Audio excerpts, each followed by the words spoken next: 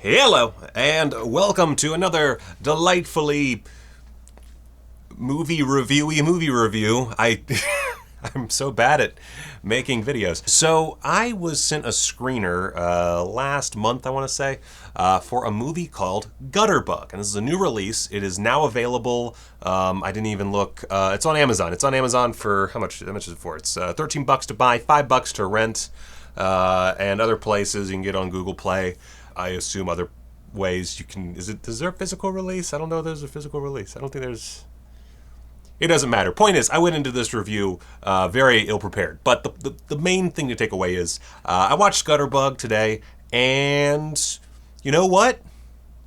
Pretty good. This is a directorial debut for Andrew Gibson, and I gotta say, as far as directorial debuts go in recent years, I'm pleasantly surprised. I'm always a little wary of indie movies, especially if they send me a screener, because I'm me. I mean, you've seen my subscriber count. It's not great. Which subscribe, by the way. But anytime I'm sending a movie to review, it always worries me, and that's why you don't see a lot of them on my channel. Anyway, so the movie follows this guy Bug, played by Andrew Yackle. I think that's how you say his name, Yackle. And Bug he's just turning 21. He's a drug addict. He's a punk. I saw the word crust punk, or the term crust punk, on IMDb. I looked up crust punk. I still don't really understand what crust punk is, because I'm a square. I'm your average white guy square, so I don't really know what a crust punk is. But my understanding is basically like punk, but slightly more anarchy and more homelessness. Either which way, Bug is homeless. He ran away from his parents' house like 3 years prior and has been living on the streets. He's done a ton of drugs. He's fallen in with kind of not necessarily a bad crowd, but he is hanging around this really bad dude named Slim, who's kind of a piece of shit. And he meets this girl named Ginny, played by Hannah Mosqueda, who's another name that I don't think I'm actually doing justice to, but her name's Hannah. You can look her up on IMDb. She's great, by the way. Actually, in fact, I'm just gonna, real quick, all three of the main homeless punks, fantastic. No matter what else I have to say, these are great actors. Like, all of three of these folks. Slim was played by Justin. Oh, you're fucking kidding me. Justin Pietropalo? Justin Pietropalo. And anyway, most of the film is following these guys. We also get their drug dealer Riley, who is less interesting as an actor. That's probably the worst performance. I don't know who the actor is, but not very good. Not necessarily terrible, just kind of falls a far way away from these three central performances and how much quality is brought to the screen with those. But anyway, so Bug, it's his 21st birthday, and he's feeling like he might have made a mistake with his life, and he decides that he is going to go and he's going to go back to his parents, and he's going to try and make his life better after he attempts a suicide, which does not go well for him. Well, I guess it goes great for him because he doesn't kill himself, but then it does. Anyway, so yeah, he after a failed attempt at suicide, goes to see his parents, but things go a little awry. He gets kind of dragged away from that quest a bit, thanks to Slim and Ginny, more so Slim, and things take a turn. And this is all told through flashback, and if you've ever watched a movie before, you probably know what's going to happen about 10 minutes before it does, and that is Gutterbug. Now, good things first, aside from the acting and the fact that it is a very good-looking film. I wouldn't say that there is a lot of a trademark on display. I don't think this is a film that visually really struck me as, oh, this is what Andrew Gibson is. This is his look, his vision. It does feel very much like your sort of standard issue indie film, although on the better side of that. You get a lot of indie films that, they rely on shaky camera work, or they don't really try to be aesthetically pleasing, and I think that this one does that, is trying to be aesthetically pleasing to an extent that it actually might harm the film a little bit. I feel like it could have been a little grungier. It's dealing with a lot of very, life is cruel kind of ideas, which eventually do kind of transform into something a little bit more inspirational, while also still having a lot of kind of bad news bears going on. It almost turns into sort of like Fruitvale Station, where most of it takes place over the course of one day/evening, and you kind of get all of these emotions kind of snowballing throughout, and all leading to a big finale that may or may not be super sad. Might have some good stuff too. Who knows? And Fruitvale Station also, oddly enough, had this veneer to it. I do think that's a better movie by a good margin, but both films had this sort of veneer of like slightly too clean, where I wish it was like a little dirtier of a movie. Like even like I know some people have a problem with fake film grain being added in post, but that's something that this could have used, is a little bit more post to just dirty it up just a little bit. Nothing too crazy, not too stylistic, but just a tad bit, because it doesn't feel as grungy as the characters it's portraying. And I feel like if you had that, then especially the final moments would work so much better. But since you don't have that, and it doesn't really have a distinct style, it doesn't feel as powerful as other films of its ilk. And that's one of my biggest complaints, really, is that it doesn't look or feel distinct enough. Which is, again, not a total bad, game over, not worth it thing. It's just, let's call it constructive criticism. I don't know that Andrew Gibson is watching this review. I feel like he probably isn't, but maybe he will. Andrew, if you're listening, I'm not a great filmmaker, but I like to think I know what makes a really great film. I just would like to see more of you in your movie.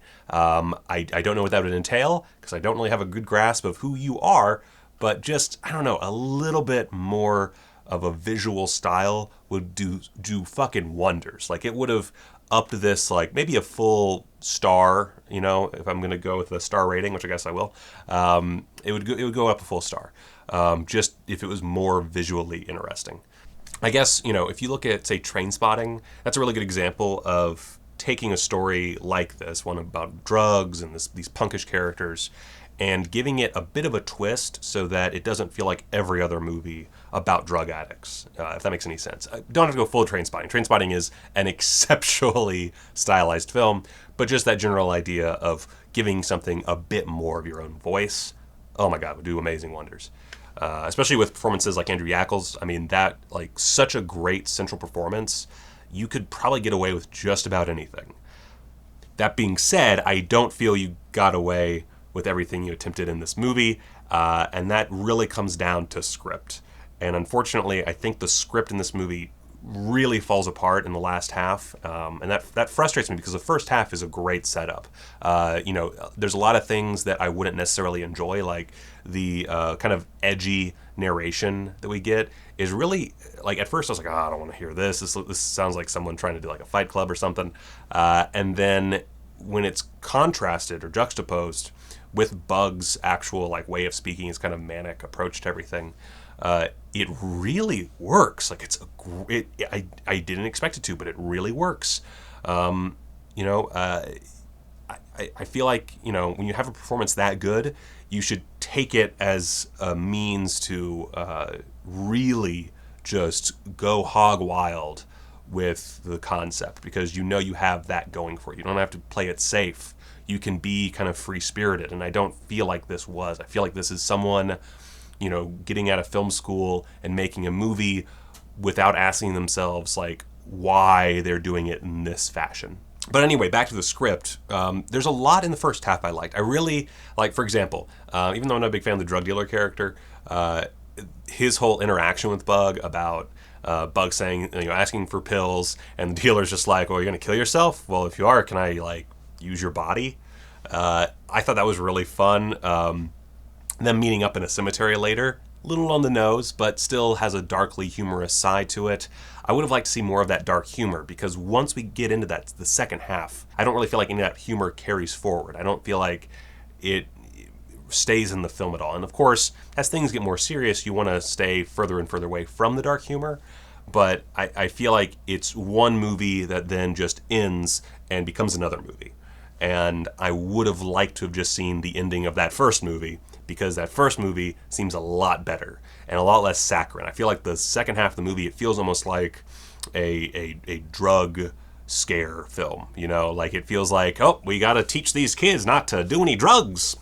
Stay away from that punk music. And that really doesn't work for me. I feel like it kind of sacrifices its identity a lot by doing that. The parents, although the actors seem fine, their initial scene is really awful.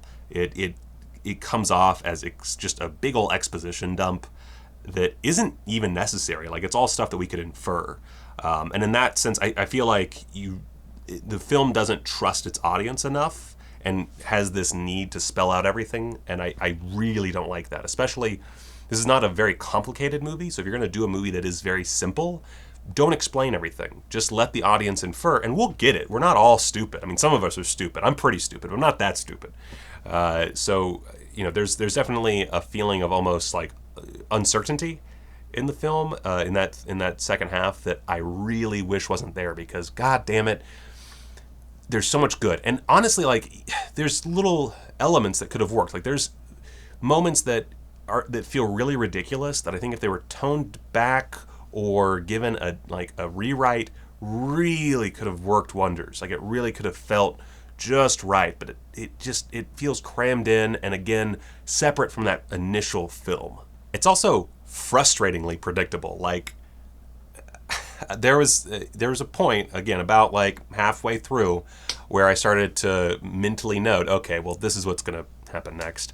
And it basically played out almost exactly as I anticipated. There was one thing where I thought the film was going to go a little too far and do this little sort of like Paul Haggis crash bullshit, and it doesn't quite do that, but it comes awfully close, and there are elements to the plot that occur in that time frame that almost make up for that, and like get it closer to that Paul Haggis territory. And man, little knowledge about me, I fucking hate Paul Haggis's Crash. I hate that movie. And so when it gets into that territory, man, it turns me off hardcore. That being said, phenomenal acting, really solid editing. Like, it is a very tightly edited film, and there's like these little moments of like kind of outbursts that work really well. It knows what it's doing. There's also, I don't know if it was the same editor, but the editing of the opening title sequence had me so in, and might have been part of the reason I was so disappointed by the latter half, is the opening credits made me feel like I was going to watch like a Train Spotting or an SLC Punk or something like that, and it didn't quite go that way. So a little frustrated there. For a low budget production, it looks great. Very smart use of locations in the, I guess Boston area, Allstown. I don't know where that is in Massachusetts, but a Bostonish area. Great use of locations, great use of assets. They were able to get an ambulance, a police car, very well used, because that adds that little extra production value that makes me feel like I'm watching a movie with like a fairly decent sized budget. Could have used a little bit more just grossness in the film. Even though our characters look the part, I don't feel like the world necessarily works as well as they do. And a lot of that comes down to the cinematography and just how clean it is. I could have used less clean cinematography, more shadows, more graininess, stuff like that would have benefited the whole production so much. But that being said, still pretty good film. I would say it's a solid, say a solid 3 stars. I wouldn't go much further. I think for someone who isn't as frustrated by that kind of Paul Haggisiness of the second half, maybe a 3.5. It's either way, it's a recommended film, if only because Andrew Yackel is so great. And again, Hannah Mosquedo and, Justin Pietropalo, great actors. I would love to see more of them. Hannah specifically, I saw some more credits on her IMDb. I'm very curious to see those, just because, goddamn, really solid stuff. And as my wife noted, she has great bone structure for that haircut. So good, I guess. So again, 3 stars. I enjoyed it. I'm glad I watched it. I'm glad they sent it to me. If you're going to send me a screener, please make it this quality or higher, and I will be so pleased. I'll even take a little bit less quality, but because this was legitimately a pretty worthwhile experience. Really excited to see more from these actors. I'm curious about more from Andrew Gibson. For a feature debut, really solid stuff. It could have been so much better. It's right on the cusp, and that's kind of good. I like that I can see kind of where the mistakes might have come into play in the screenwriting process and in the production process, where those little issues could have come into play, and how easily from this Mr. Gibson could learn and make something so much better. So definitely a bunch of people to look out for. Same for co-screenwriter Chris Tobin. Again, I don't know anything about this guy. Maybe he's the problem. I don't know. But I think you guys put together a pretty good script, especially that first chunk is really good. I would like to see a little bit more thinking outside the box and a little bit more thought put into production and how not all camera styles are going to work for all films. I really don't think that the methodology used here was right for the material, but still, you made a good looking movie. There's no sound issues. There's no serious picture issues. Everything looks reasonably expensive. And you got mostly great performances. All the bad performances are kind of side characters. Like I don't want to spoil anything, but there's like some very minor characters that aren't terribly good, and I think it's just because you used what you could get, and they're minor parts. And that does not include the convenience store guy. I loved him, Eddie. Eddie was great. I loved Eddie. So anyway, yeah, really enjoyed Gutterbug. And it's available now, so go watch it if you're into that sort of thing. Now, before we finish this video, I didn't want to do a whole video just for this, so I decided to just tack it in on the end of another video, so I can maybe get some more eyes on this movie for people who want to see my mailbag. Oh God! Oh, I hurt my back. Oh, now I'm in pain. Mailbag. We only have one box in the mailbag, so. Fun fact, I just started, I gave all of my patrons a shipping address because a bunch of them wanted to send me stuff, and I was like, sure, I'll take free shit, why not? So if you're a patron, you can send me stuff. I'm not giving that out to everybody because that seems like a bad idea. Yeah, so my first box sent like a day after I opened this shipping address, so not bad. I'm going to use Old Bread Knife. If you've watched any of my unboxings, you're familiar with Old Bread Knife. So use Old Bread Knife, yeah, to open this up. This is from Josh, and Josh, man, thank you so much. I'm assuming this isn't like condoms full of anthrax and cum, but let's find out. Let's open this sucker up. Oh, Bread Knife, you failed me for the last time.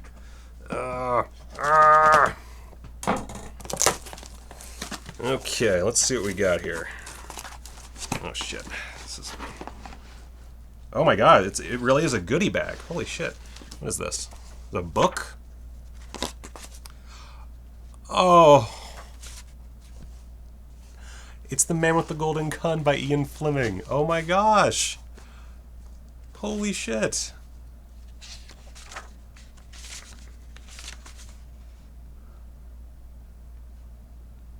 $1965. Holy cow. Oh my gosh, thank you so much, Josh. Holy shit. Wow, that's so cool. Oh my goodness.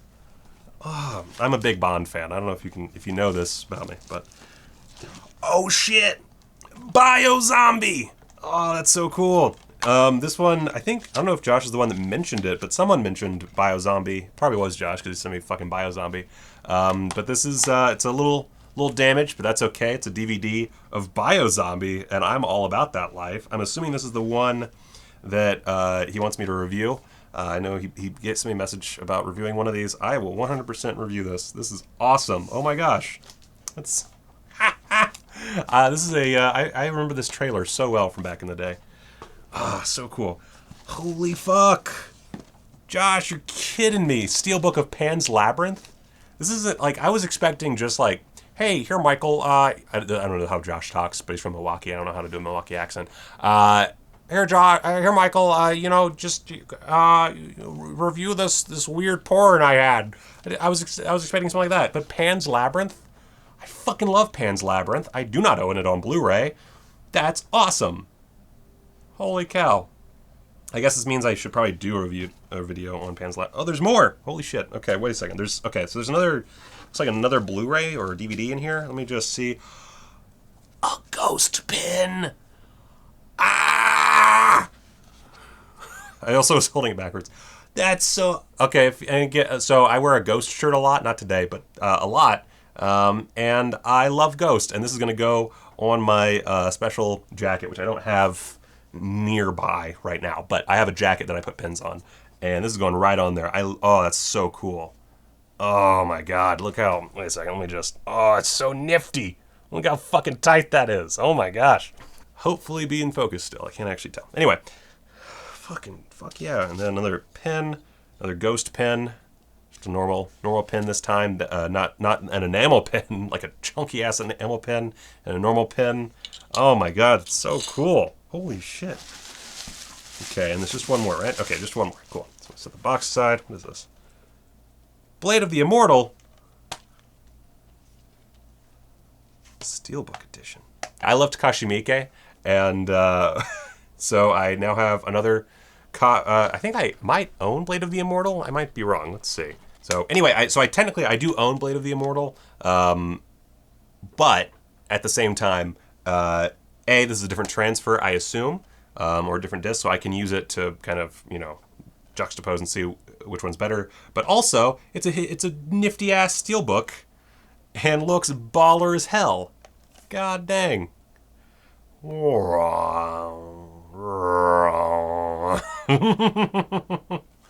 Oh man, that is cool. Wow. Well, thank you, Josh, for these releases and these pens and the fucking book. Jeez. Thanks so much. Wow. Cool. I feel pampered. I'm a pampered boy. I almost forgot. Again, thanks so much, Josh. I really appreciate it. I will review the movie.